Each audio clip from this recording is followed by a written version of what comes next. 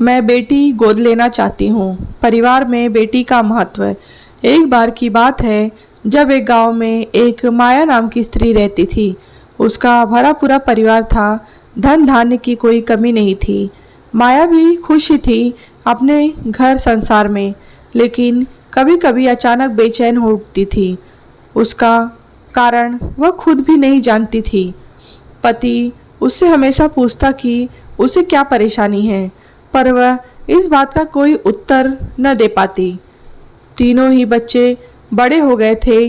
तीनों ही किशोरावस्था में थे। अब उनके रुचि के विषय अपने पिता के विचारों से ज़्यादा मेल खाते। वे ज़्यादातर समय अपने पिता, टीवी और दोस्तों के साथ बिताते। माया चाहती थी कि उसके तीनों बेटे उसके साथ कुछ समय बिताएं, पर उनकी रुचियां कुछ अलग ही थीं।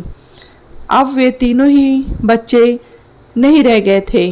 धीरे धीरे वे पुरुष बनते जा रहे थे।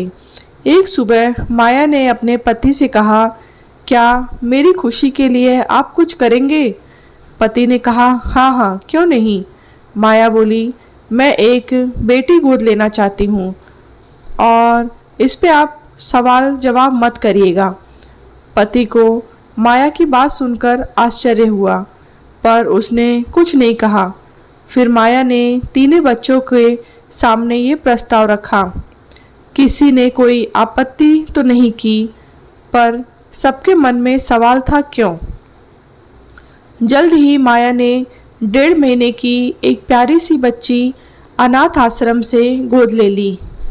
3 बार माँ बनने का सुख भोगने लेने के बाद भी आज उसका वात्सल्य की कोई कमी नहीं थी। बच्ची के आने की खुशी में माया और उसके पति ने एक समारोह का आयोजन किया।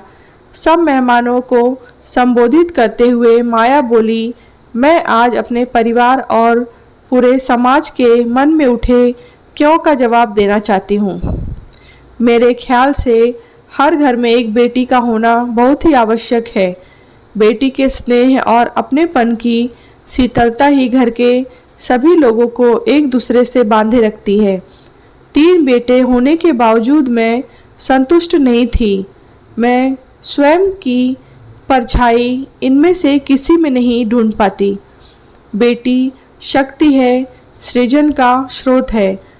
मुझे दुख ही नहीं, पीड़ा भी होती है जब मैं देखती हूँ कि किसी स्त्री ने अपने भ्रूण की हत्या बेटी होने के कारण कर दी। मैं समझती हूँ कि मेरे पति का यश जरूर मेरे ये तीनों बेटे बढ़ाएंगे, पर मेरे मातृत्व का वश तो एक बेटी ही बढ़ा सकती है।